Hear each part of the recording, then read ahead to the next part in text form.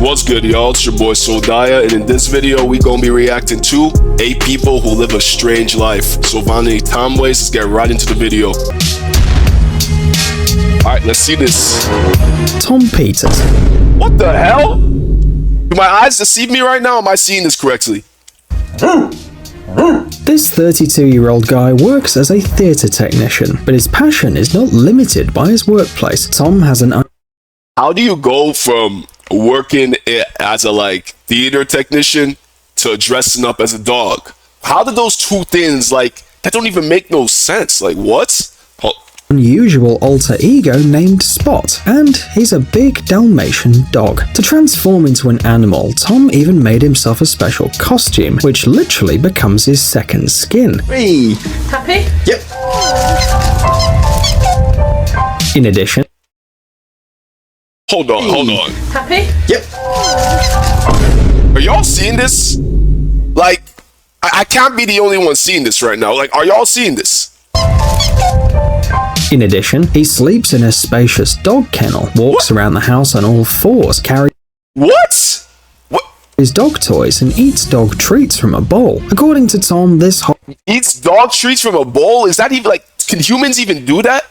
hobby helps him escape from everyday problems like any other normal. No, generally, can humans even eat dog food? I'm not sure about that. Hobby. He doesn't understand why adults aren't allowed to have fun if they all like to dress up in animals and... This is a grown man, by the way. I want y'all to keep in mind that this is a grown man. Mythical characters as children. Not surprisingly, many people don't understand his unusual... What the hell? Hobby, but Tom claims that his transformations are meant to make people happy, not uncomfortable. Some people, on the contrary, defend the guy. How is this supposed to make people happy, not uncomfortable? I guarantee you, you see a random man dressed up as a dog just walking around on the streets, eating dog treats and everything. You're going to be looking and being like, what the hell's wrong with that guy? Is this real? That's going to make me uncomfortable. Me personally, I'm going to be uncomfortable. But hey, to each their own, bro. If the guy's enjoying himself, having fun, I'm going to let him be him, but that's just not me. Saying there's nothing wrong about his passion. After all, if people around the world are crazy about cosplaying their favorite characters, why can't it just be an animal? I mean, it goes to an extent though, because people who cosplay, there's nothing wrong with that. They're just cosplaying their favorite anime characters, but you're dressing up as a dog, sleeping in a dog cage, eating dog food. It's at that point you're trying to become the dog. There's a difference between that and cosplaying, if you know what I mean. Elizabeth Sweetheart. The color green is generally considered to represent growth, development, and harmony. It brings pleasing associations in our minds and helps us to calm down. It's also associated with safety. Take the traffic lights, for example, that use this color to indicate when it's safe to cross the road. Well, green is deadass it's not my top 5. Let's top 8 for my top 8 favorite colors. Yeah, top 8. It seems that this nice woman from Brooklyn couldn't be more calm and in more harmony. Damn, someone must really love the color green. Lives just like Edith Piaf, but on green instead of on rose. According to Elizabeth, it all started about 20 years ago, when her father took her to Florida for the first time. As an artist, she was so inspired by the local landscape and the trip itself that she began to add more and more green shades to her life. But it's not only her look. In addition to green hair, green nails, and a completely green wardrobe. I mean, go her, bro. I find this kind of cool. She loves that color green, so she might as well make everything green. Elizabeth has turned her own house into a bright green refuge. Look at this. Every detail of her home is carefully selected. I know this girl loves money, bro. This woman must love money too, because she like that green. Looks like a botanical garden in bloom. People in New York call Elizabeth the Green Lady and always ask her for selfies. And she never refuses, because her main goal is to bring the positive energy not only to her... Yo, I like this person already, bro. This sounds like a down-to-earth, person you can chill with. And she just seems so chill. Honestly, I don't even know why, but honestly, I feel like anyone could get along with her. own life, but to the lives of others. Mick Dodge. Have you ever heard of downshifting? Recently, it's been gaining popularity all around the world. People who are tired of the frantic rhythm of big cities and the invasion of smartphones I can already tell from his face he's gonna be on some bullshit, bro. Like, are called downshifters. As a rule, they travel somewhere far away from cities, to the countryside or some secluded place to start a new life. Their idea is to abandon the usual advantages of modern civilization and values, be it financial well-being, career advancement, or access to technology. Wake up in the morning, have breakfast. Mick Dodge lived like this before it was even mainstream. He is 67 years old now, and he spent 30 of them in a rainforest in 30 years in a rainforest? the Olympic Peninsula in Washington. Mick practices sports, makes soups from roots, brushes his teeth with a pine cone, and walks around barefoot. How much you want to bet this guy's more healthy than most Americans? That's why people started calling him Barefoot Sensei. According to Mick, this helped him to get rid of his chronic diseases. Our feet have as many as 200,000 nerve endings, he says. That's why walking barefoot in the woods makes him feel a lot closer to nature. Of course, the man has not completely isolated himself from society. Sometimes he communicates with the residents of the nearby villages, for example, to sell what he discovered in the forest and buy himself some food. For example, Mick offers the locals jam from fresh forest berries. Doesn't that feel good? Low-key, it seems kind of cool though. Like just escaping everything and just spending some time in like some sort of like jungle or something.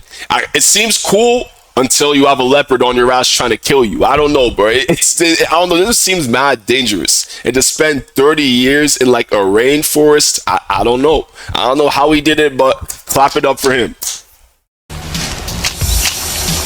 Yeah, that's good. That's good. Try it. Actually, Mick is kind of a professional chef now. He can make a soup from wild mushrooms, roots, and ordinary river stones. Thanks to the stones, the soup is saturated with important minerals. Mick also knows how to bake bread. He uses techniques used in America Why did that soup low-key look kind of good? Like, hold on, let's go back for a second. minerals. I don't know, like, it looks like it'll be healthy in a good way. Like, that soup will just cure you from all your, like, diseases and shit. Mick also knows how to bake bread. He uses techniques used in America during the Civil War. Whoa! Yeah, it's done. Mauro Morandi. Here's another amazing back-to-nature story. Back in 1989, when the Italian Mauro Morandi was 50 years old, he decided to leave everything and go to Polynesia to find an island to live in solitude. Unfortunately, I wonder what makes people decide that, you know what, I want to leave everything behind, my friends, my family, my job, my work, and I want to go live in nature. I wonder, like, what makes someone get that, like, realization? And it always hits at, like, the strangest ages. Like, it happened to this guy, like, the age of 50. Like, I wonder, like, what causes that want to leave everything behind and go live with nature. I mean, hey, it does sound peaceful, though. Don't have to worry about no taxes. or fortunately, his journey was over before it even started. His boat engine broke down, and the adventurer had to dock near the desert island of Budeli near Sardinia. This is how Mauro learned that the island keeper was going to retire in the next few days, and took it as a sign from the universe. This Italian Robinson Crusoe decided to take up this job, and has remained there to this day. Despite the fact that his life is isolated from civilization, he still set up some amenities. For example, he installed solar panels to generate electricity. Of course, in a sense, Mauro still He's smart, eh? depends on the life of the surrounding villages. Every few days, he goes to the mainland to buy food, which he then stores in a refrigerator he bought recently. One day, Mauro couldn't get off the island for 10 days because of a severe storm. At that moment, he said he had almost accepted his destiny to starve to death. But fortunately, it all worked out in the end. Mauro claims that he had never had a cold in his 30 years on the island, thanks to the miraculous power of nature. Also, at some point, Yeah, I feel like nature just like, once you're like connected with nature, like prevents you from becoming sick. in a way. Like, I feel like humans from before, right, never really used to get sick like that because they were always living in nature. This is not factually correct. I'm not even sure myself, but just like the kind of vibe I get because everything's natural. And right now we're eating a lot of like processed things and things we're not supposed to be eating. So it kind of messes with our systems in a way. I'm not sure though. Don't quote me on that. He decided that it was selfish to enjoy the beauty of the island by himself. So, the 80-year-old Robinson decided to take advantage of the island's tourist Wi-Fi hotspot. Mauro set up accounts on social media and now posts pictures of his land and communicates with his followers. Yeah, that's kind of cool. Leif Haugen. Just look at these incredible landscapes and imagine what it's like to wake up on a mountain at the first light of day and sip your morning coffee while enjoying this sunrise. Leif has been living like this for 26 years. 26 years, god damn! Only in the summer though. He works as a fire lookout for the US Forest Service, and thanks to his profession, he's been able to reconnect with nature for more than 2 decades. Normally, during the day, Leif is responsible for the transmission of weather data via radio and the monitoring of the surroundings near Montana and the Canadian border. He's witnessed major fires on several occasions. For example, in 2003, local forests were struck by lightning. The fire then covered more than 200 square kilometers, but Leif is fearless. Even during fires, he sees the beauty of nature. Wow. Warwick Mitchell. Everyone who's ever watched Lord of the Rings must have noticed the breathtaking views. Director Peter Jackson found these landscapes in New Zealand's Fiordland National Park. It can only be reached by boat or private jet, as the nearest road is a 4-day walk away. Warwick Mitchell Imagine if someone wants to go to, I forgot the name of, was it Sentinel Island? It's not, North Sentinel, something like that. It was just one island of like a bunch of people who actually try and kill you if you like pull up there. Like, if any of y'all know like the island I'm talking about, like try let me know in the comments because I'm not really that sure. But yo, imagine if someone tries to journey to that island and document. I'm pretty sure someone already did try to go to that island, but he ended up dead or something like that. But yeah, that's crazy. Sacrificed his life in the city and the benefits of modern civilization to see the beauty of nature here every day. Together with several other enthusiasts, he lives in the park with minimal amenities, rainwater, solar energy, and a refrigerator. And the fact that a lot of these people are a lot more healthier than like I said, people in America, it's crazy.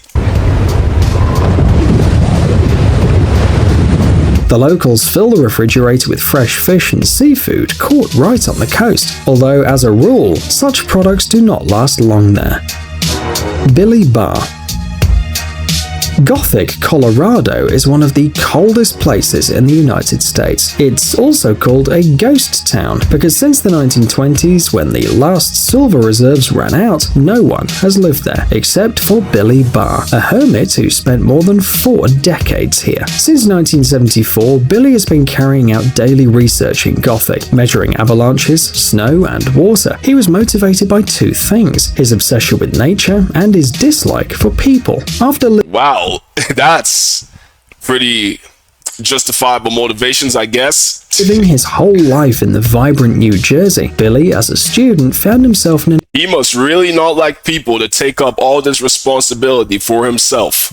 abandoned city and fell in love with it forever. Billy lives alone in the settlement. His communication with people is limited to occasional skiing trips to the nearest village, as well as meetings with scientists coming to Gothic. When he's not reconnecting with nature, he likes to spend his time next to a fireplace, reading a book or watching his widescreen TV with a cup of tea. And data on climate change, animal migration and temperature, which Billy has been scrupulously collecting for many years, is used by many scientists in research and papers. The fact that he's doing all this by himself is like, wow. Charlie Gilmore. In today's world, not only a cat or a dog can become a pet. Wait, am I tripping or is that dog humping another dog? Wait, hold on. In today's world, no, I'm not tripping. That dog's getting humped. Not only a cat or a dog can become a pet. Some people live side by side with miniature pigs, wolf dogs, and even tigers. Come on. Come on, mama. Living with a tiger is crazy. Although that's like a small ass tiger. I don't know if that guy will be a threat, but like if you're living with like a full grown tiger, That's like, that's insane. I can never.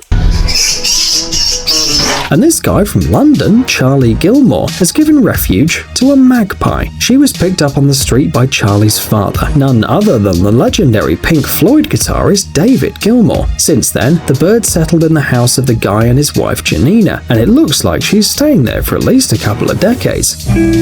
Benzie. Charlie, who works How is that strange? I'm pretty sure there's a lot of people out there who have birds as a pet.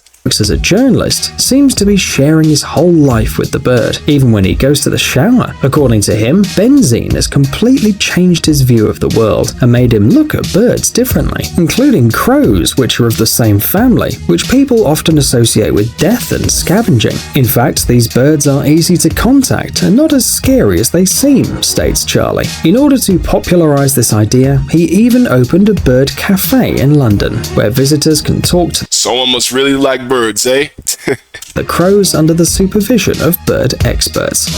Psst, dude, are you looking for new technologies and great gadgets? Are your thoughts focused on the future? Damn, that's crazy, bro. I'm gonna be completely honest. The weirdest, like the strangest person on this list is by far that one guy who thinks he's a dog in the beginning of the video. I just don't know, like, what, like, as a grown man makes you want to, like, live as a dog out of spending, like, 30 years of your life as a human. I just don't get it. I can never understand that, though. But if y'all enjoyed this video, don't forget to leave a like, comment, and subscribe, and I'm gonna catch you on my next video.